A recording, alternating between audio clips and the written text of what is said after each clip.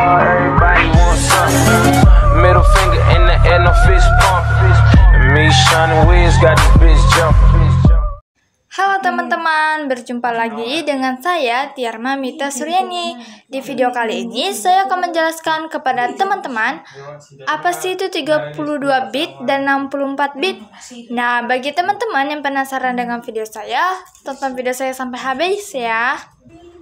Pertama-tama saya akan menjelaskan kepada teman-teman pengertian 32 bit dan 64 bit.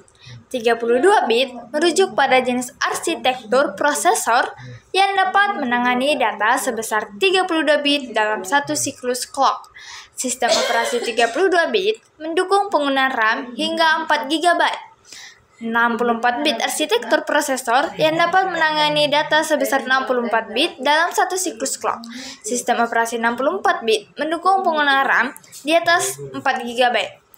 32 bit. Arsitektur 32 bit pertama kali diperkenalkan pada tahun 1985.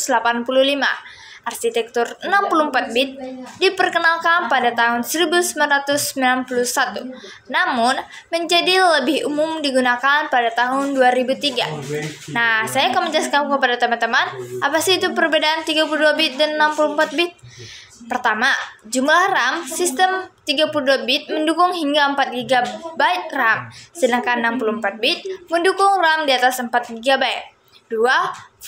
Performa. Sistem 64 bit cenderung lebih cepat dan efisien karena dapat menangani data yang lebih besar. 3.